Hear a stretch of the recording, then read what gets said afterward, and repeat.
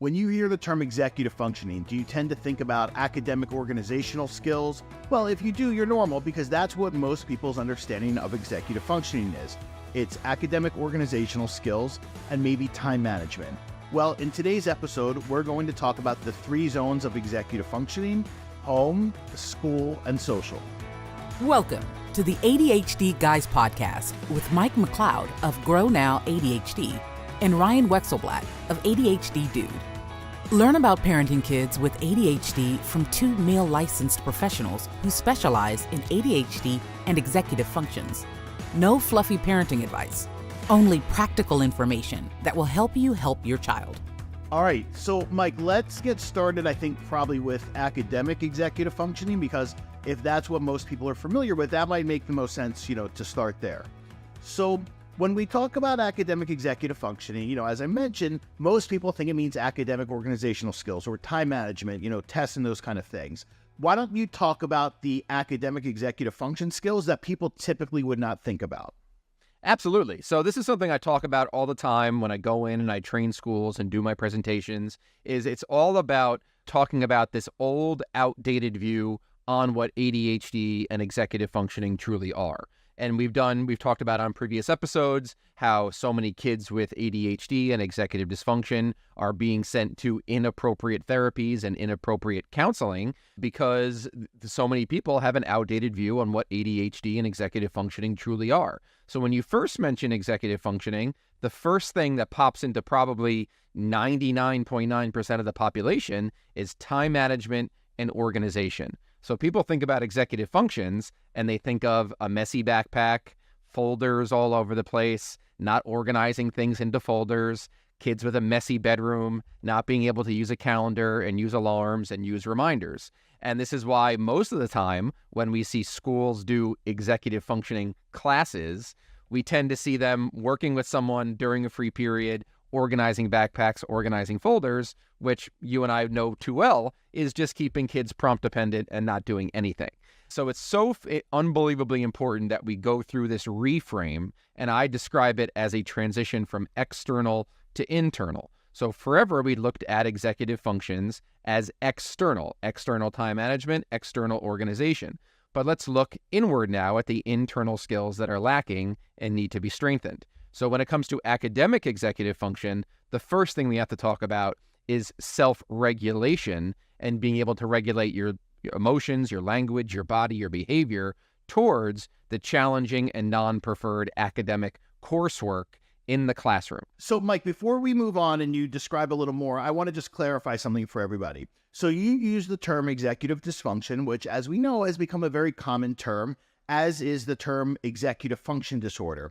I want to clarify for everyone that executive dysfunction is a term used to describe difficulties with executive functioning. It is not a diagnosis, and neither is executive function disorder. I don't know where that term came from, executive function disorder, but neither of those are diagnoses. And sometimes people will say to Mike and I, well, my child has ADHD and executive function disorder, and we have to explain to them, if your child has ADHD, they have an executive function developmental delay. They're not separate from each other. Somebody does not have ADHD with great executive functioning. If they had great executive functioning, they wouldn't have ADHD. They can learn to compensate for it, but that's what ADHD is. So just wanted to clarify that. So Mike, talk a little more about how, difficulty with executive functioning can look in the classroom. And again, let's focus on what things people typically wouldn't consider to be, related to executive functioning. Of course. So it's not always involving the actual coursework, which most people look at. So they look at, completing tasks, getting schoolwork done, getting good grades, coming home with, a fully organized agenda so they know what they have for homework, that basic stuff that parents tend to see. Let's look a little bit deeper. So if an individual has an executive function delay in terms of their self-regulation skills, we may see them calling out in class an inappropriate number of times, arguing with the teacher when the teacher's trying to lecture or having, dialogue with the class. And sometimes they're most often probably going to get a lack of stimulation while they're sitting there in school in those uncomfortable chairs listening to those boring lectures.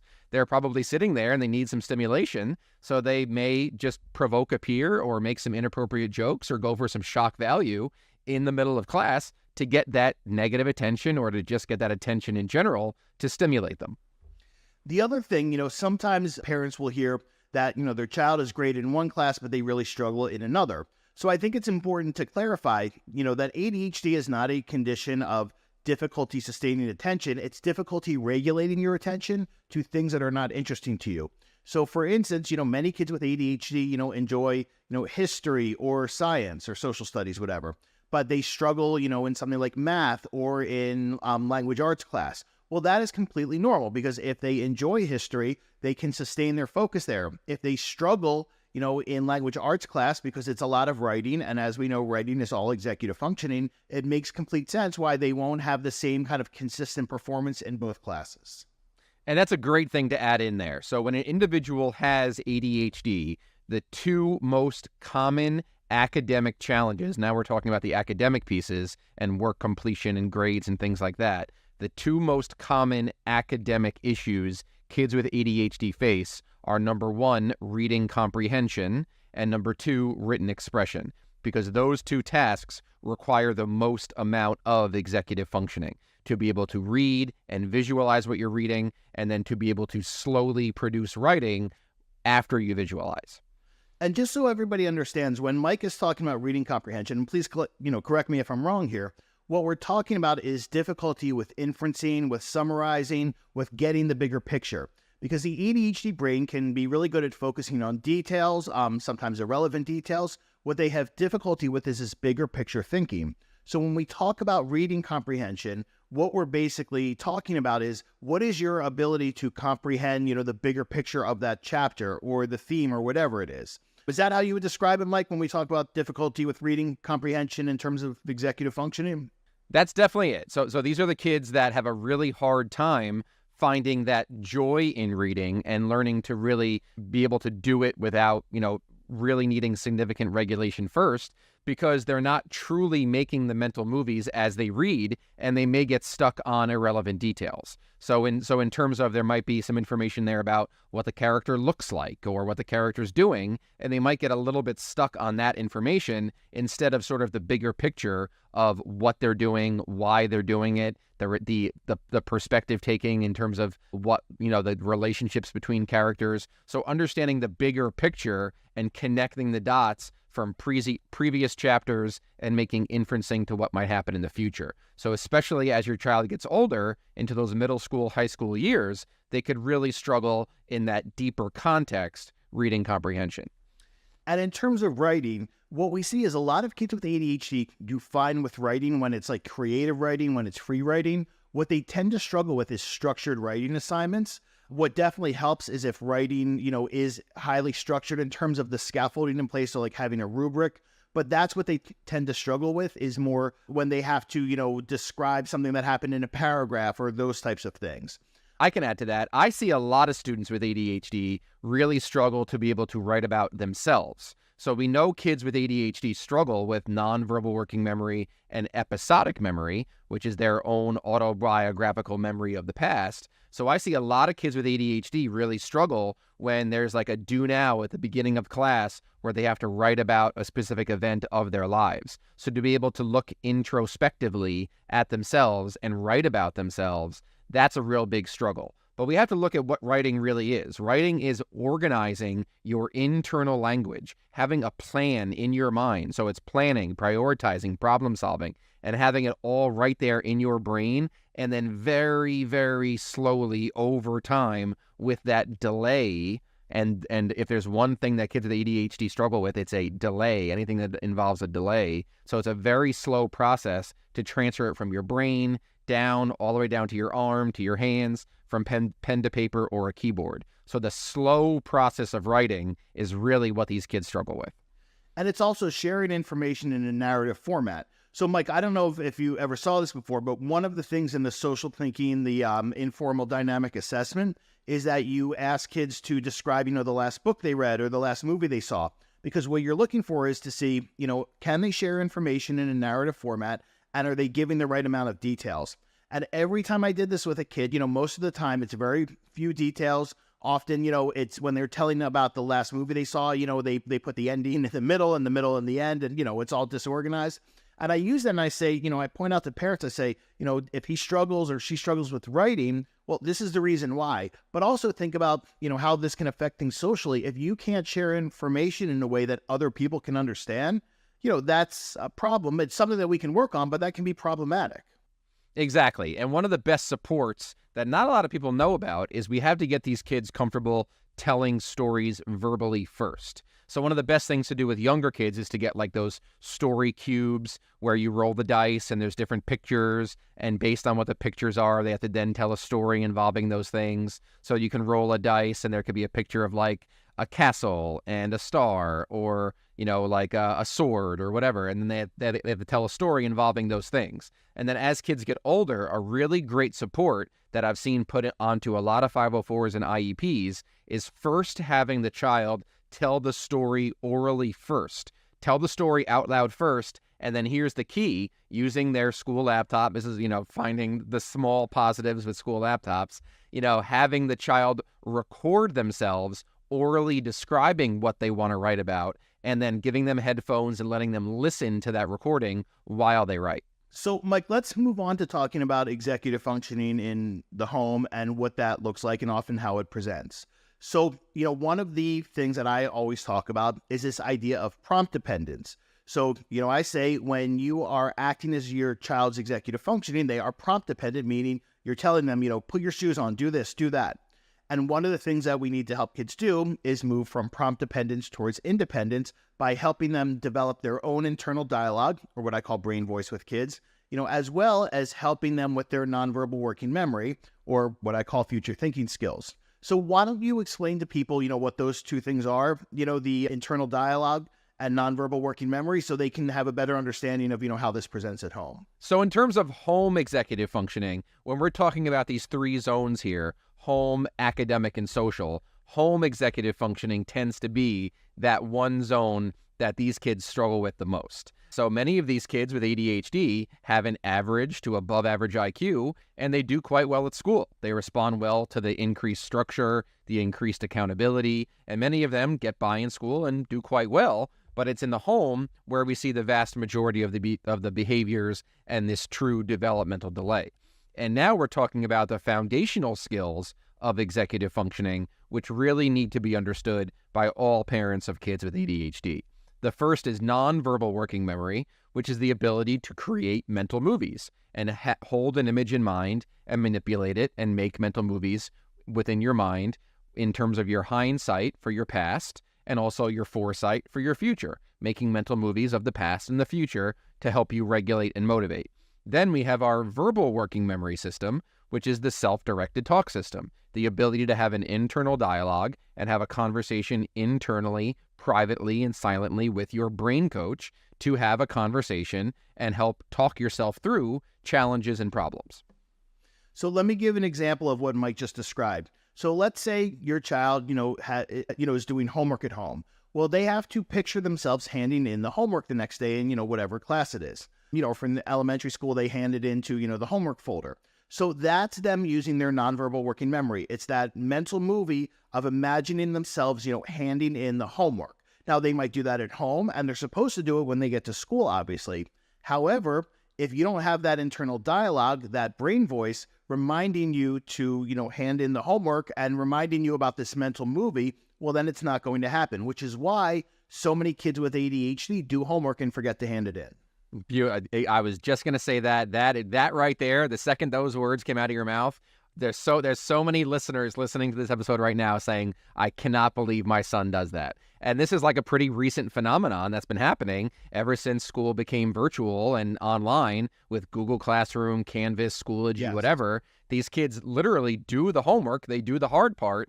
They don't submit it. They don't do the gratifying part of it. And that's because of the weakness and disconnect in the nonverbal and verbal working memory. Mike, why don't we move on to talking about cognitive flexibility, which is an executive function skill that I don't think most people know is an executive function skill, because this is really, I think, the one that we find causes the most stress for parents. So talk about, about how that presents at home. Absolutely. So many kids with ADHD can really be described as very rigid black and white thinkers. So having overall mental flexibility, which involves so many different, executive functioning skills, is not just one specific skill. we have to be able to be flexible towards other people's perspectives, as well as the initiating, persisting, and completing of non-preferred tasks in the home, and also being flexible towards the standards, the rules, the values that the parents have set in that house in terms of screen time guidelines, chores, interactions with peers, other responsibilities like joining clubs and activities and sports, being able to be in that home environment, resist a preferred task like screens, video games, phones, whatever, and to be able to do things outside of your comfort zone. And one of the things that Mike often talks about is how kids with ADHD have this very narrow comfort zone. And one of the things I talk about is that kids with ADHD often will say no to anything new or unfamiliar. This all has to do with cognitive flexibility. The other way that I think cognitive flexibility rears its head, or difficulties with cognitive flexibility rears its head in the home, is, by parents getting pulled into what we call, the argument, reasoning, negotiation vortex. So when kids are inflexible, they have a greater propensity to argue. And then parents will either argue back or they try to reason with them, which is why I say you cannot reason somebody out of inflexibility, or they try to negotiate everything with them because, as we both know, lots of parents have been taught that everything should be negotiated, and some negotiating is fine, but when you negotiate everything, what you're basically doing then is you're accommodating your child's inflexibility. And I think, Mike, you've heard the saying before that, flexibility is cultivated, inflexibility is accommodated. So for me, this is one of the biggest ones that parents need to really work on at home. And I think you agree, right? Because as we both have seen, that inflexibility gets worse with age, the more it's accommodated. Yeah, and you said it perfectly before that kids with ADHD tend to say no to anything new and non-preferred. So really, when you are a parent to a child with ADHD, what you've been taught a lot through social media and these parenting gurus is to always respect the no. If your child says no, we have to say no and move on. It's basically your role as a parent. We have to recognize one of the executive functioning skills is self-awareness. So being aware of your strengths and your needs and what you need to do to make your future dreams and goals and long-term goals come true. So if you're a parent to a child with ADHD, you know what's best for them better than they know what's best for them. If it's up to them, it's just going to be screens. And they're going to say no to anything new, non-preferred, challenging, because ADHD kids hate a learning curve. They have to be good at it the first time they try it, or they say no and they quit. But as we know, that's not how anything in life works. We're all beginners at some point. So it's really your responsibility and your role as a parent to not allow the no in some instances. If you know this is a healthy and positive thing for them, you don't have to respect the no at all times. You're allowed to make something in expectation and not a choice, and let them know that. You can use those exact words. This is an expectation and not a choice. This is something you're going to need to do. Perfect description. So, Mike, one of the things I want to explain to people is, I imagine some people are listening to this right now and they're thinking, like, oh no, well, I want my child to feel heard, or this parenting guru said this, or, this professional said this. And one of the things I want people to understand is that executive functioning is really poorly understood in our society, but it's even poorly understood in the mental health field.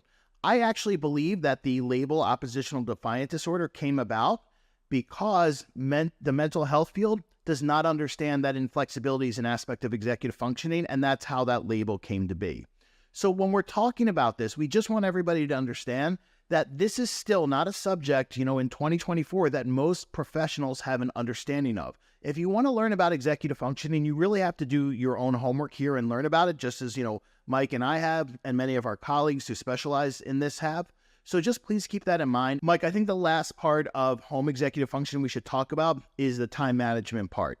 And one of the things that I often see is that parents get really annoyed with kids or get really frustrated because kids don't have a sense of urgency about things. And often that can present as being oppositional. And in some cases, like with my son, it absolutely was about being oppositional. But many kids with ADHD do not have a sense of urgency, particularly for something that is not motivating to them, because they cannot feel time as a concrete concept. So why don't you explain a little more about, what that actually means to not be able to feel time? Because as we know, most kids, almost all kids learn how to tell time, but feeling time is a completely different thing. Exactly. So this refers back to what I was saying earlier, how the foundational deficit of executive functioning is nonverbal working memory, and that's your hindsight and your foresight. And when you have a true lack of a hindsight and a foresight, all you have is now. All you have is the present moment. So our friend Sarah Ward talks about this a lot, where she mentions kids with ADHD are either now or not now. And that's exactly it. They're stuck in the present moment, and there's no internal feeling of a clock and time passing, which is exactly why those red countdown clocks are a total waste of time, because they're just glorified egg timers. They're not teaching kids exactly how to feel and sense time. Mike, as you were describing that, it made me think of something.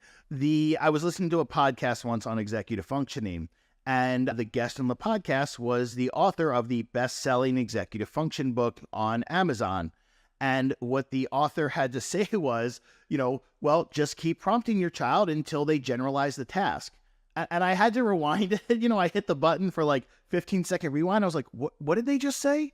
I'm like, I can't believe they just said, keep prompting your child until the task is generalized. That's the worst advice I've ever heard, because that means you're just prolonging, to your point, you're just prolonging acting as their executive functioning.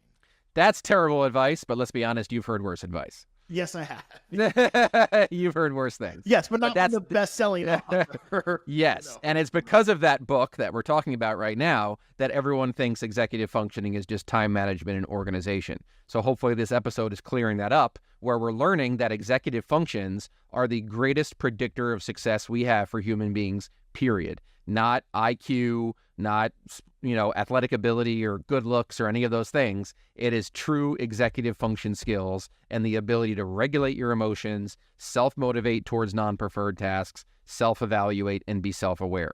So that is by far the most important predictor of success for an individual to be able to move out of their parents' house, get a job, keep a job, and live independently. So let's talk about the last aspect of executive functioning, which is social. And we're not going to get too in-depth with this because we just had an episode about social executive functioning.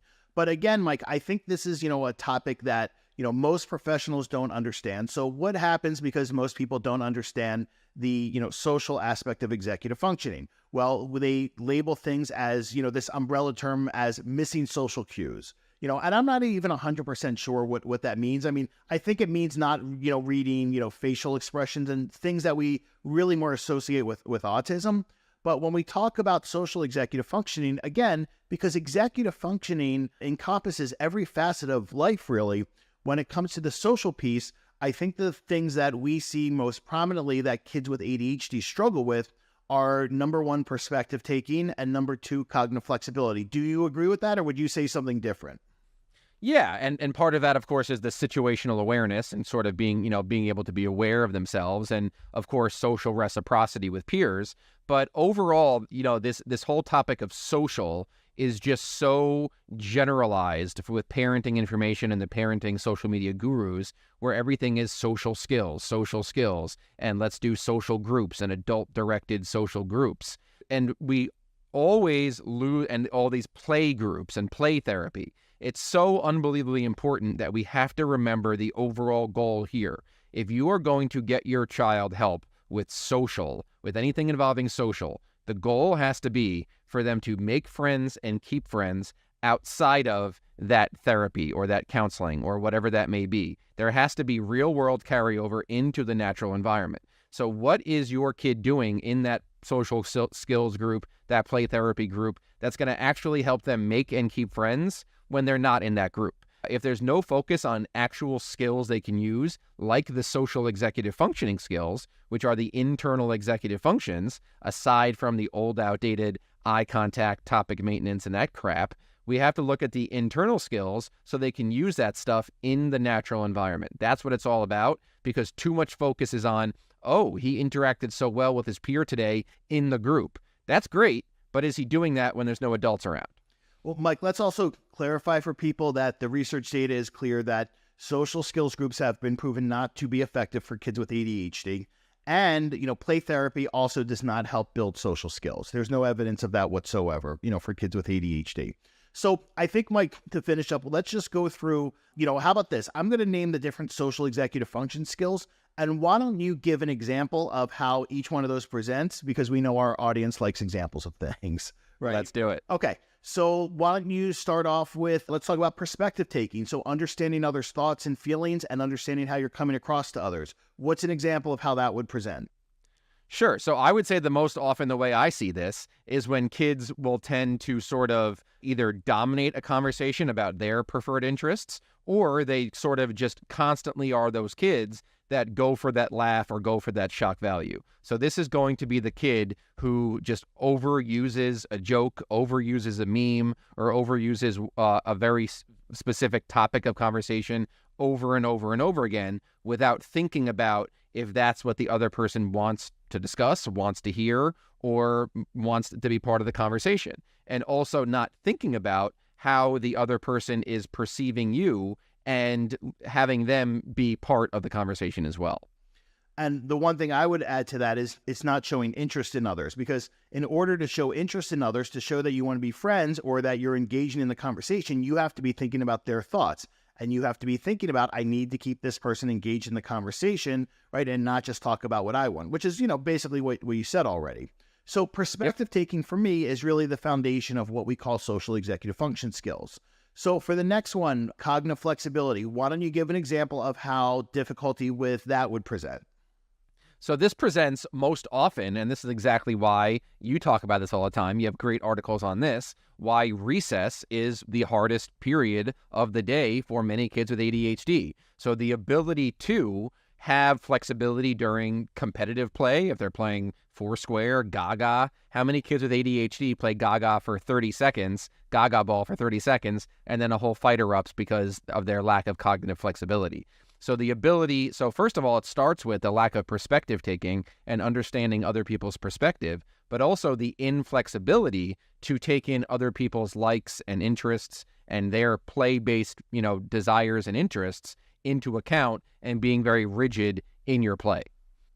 Mike, one of the ways I explain this is I explain how many kids with ADHD, they will be bossy or controlling in play situations, which has to do with, perspective taking. However, when other kids don't do what they want them to do, then they often feel like they're, being bullied, or they'll report they're being bullied because other kids didn't play exactly how they wanted them to play. So really, that's kind of a hybrid between difficulty with perspective taking and difficulty with cognitive flexibility.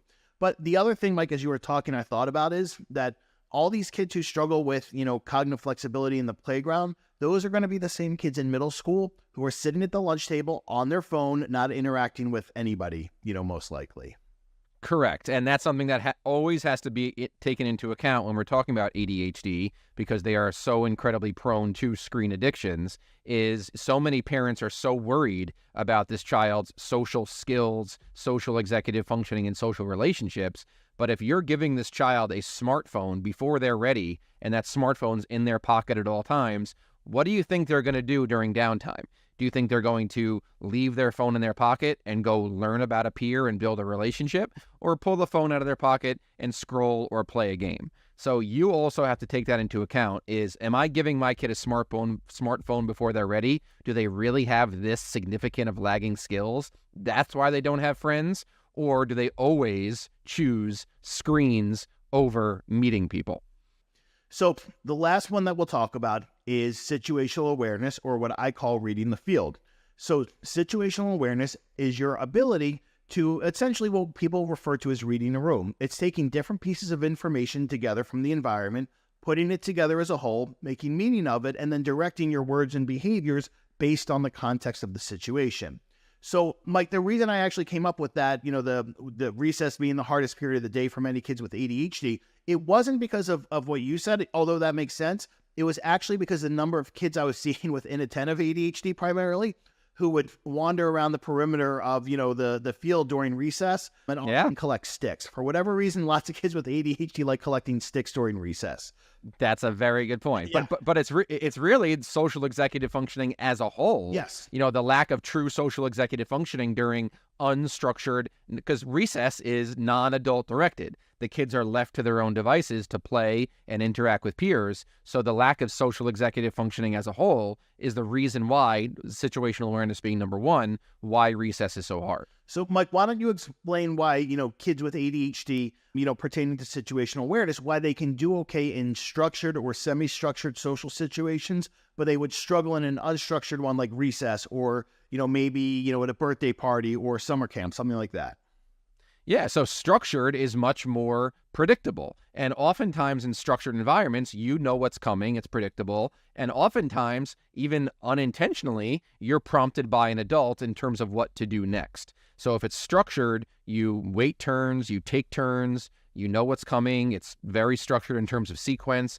When you walk out onto the field in recess, you have the playground, you have the basketball court, the baseball court, you have kids, playing other, sharks and minnows, all these different things, being able to stand back, read the field and observe and see what everybody else is doing, and then figuring out what you want to do based on your interest and what seems most fun, and then acclimating yourself into those other social groups. That's very, very hard for these kids because it takes a lot of verbal working memory to talk yourself through it. And Mike, one of the things I think of when I think of situational awareness, besides, the kid wandering around the perimeter of the field collecting sticks, is just not knowing how to engage in unstructured play. So lots of kids with ADHD during recess will jump from one activity to another, because they don't necessarily know how to, engage in unstructured play, and kind of what we could even call the hidden rules of that. Meaning, when you start playing something, you kind of have to stay there during recess. You can't go to 5 different, groups during recess because other kids are going to get irritated with you, Exactly. That's difficulty with situational awareness. Overall, when you lose that ability to self-regulate, you also, if you can't self-regulate, you can't defer gratification and you can't be situationally aware. So you need to first be able to self-regulate, stand back, read the room, use your situational awareness to make sure your body, your actions really fit the environment you're in. Mike, before I explain what I do, why don't you explain to people why, kids, receiving executive function coaching without any parent involvement is useless? So what this comes down to is what we talked about today is working memory. So that's what has to be expressed and understood, is that at the foundation of all executive functioning is a weakness and a disconnect in working memory skills. So this is what happens with the typical talk therapy and counseling and things like that, is there's a lack of focus on working memory skills. So as soon as the child leaves that therapist's office, signs off that Zoom, whatever was discussed is out of their mind because of the lack of focus on nonverbal and verbal working memory. And especially if the child signs off that Zoom or leaves that therapist's office and goes right into the virtual world on screens and games and all those other things, it's definitely completely out of their mind. Mike, can I tell you how many parents have told me that they had, an executive function coaching session with one of these big executive function coaching companies, and it was basically an adult prompting the kid how to organize their school materials, and there was no communication with the parents whatsoever. And I hear that from literally everybody about every therapy. The lack of parent involvement and parent communication. Parents literally tell me, I have no idea what goes on in there. And parents just have peace of mind knowing their child enjoys it. And the parents will rationalize by saying, oh, but he really likes it. He likes talking to her. He likes talking to him. They play Legos. And also females as well. She likes talking to him. She likes talking to her. And it's something she really enjoys. And it gives them peace of mind. But we're, just like I said earlier, we are losing focus on natural carryover. We're losing focus on quality of life. So one thing I'm always telling parents is, the services that we provide families, that we are really the opposite of client retention. We want this to be as short of a process as possible for you and your family. So we start with some weekly sessions, fade to bi-weekly, once a month as needed, and that's all done with parent coaching. Without parent coaching, you're going to be in therapy for years and years with no progress. And just as a reminder, everybody, that individual, talk therapy is not an evidence-based recommended treatment for kids with ADHD. Because your child has ADHD does not mean that they need, individual therapy. The evidence-based recommended treatment for children 6 and up is parent training in conjunction with medication management. So what I provide through ADHD Dude is courses for parents. There is one called Executive Function Crash Course, which teaches you how to implement scaffolding at home to build these foundational executive function skills. There's the Socially Smarter series, which teaches you how to help your child build their social executive function skills. And there are the Scaffolding Better Behavior and Creating Daily Expectations courses, which help you understand how to improve behavior at home and really learn how to cultivate flexibility so you're not accommodating inflexibility, because as we mentioned, flexibility is one of the most important aspects of executive functioning that parents can work on with kids. So before we finish up, we just wanted to mention, because the time we're putting this out is close to summer, that both Mike and I have summer programs. My summer program is called Trip Camp, and families from across the country and even internationally, which is crazy to say that, come so the kids can participate. And if you want to learn more about that, we have one in Margate, New Jersey, and one in Columbus, Ohio, and that is ADHDtripcamp.com. And Mike, why don't you explain about your summer program at Grow Now? Sure, absolutely. So we do the Grow Now EF camp, and I learned so much about Ryan and his summer camp and how he runs things. It's really a really great way to practice social executive functions in the natural environment. So we do lots of large group lessons, one-on-one work. We take the kids out to different trips and different places to go within this area of the Philadelphia region. And families come from all across the country and internationally to come join us for a week or two this summer for the Grow Now EF camp. And there's more information on the website. All right, everybody. Thanks for listening or watching, and we will speak to you soon. Take care. Take care. Thanks for listening.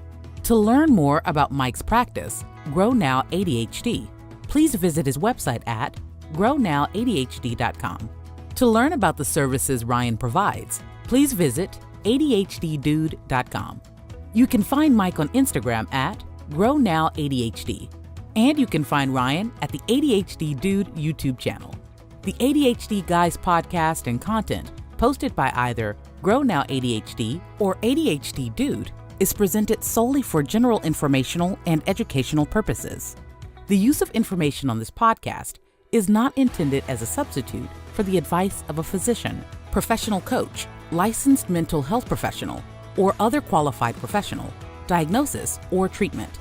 Listeners should not disregard or delay in obtaining professional advice for any medical or mental health condition they or their child may have, and should seek the assistance of their healthcare professionals for any such conditions.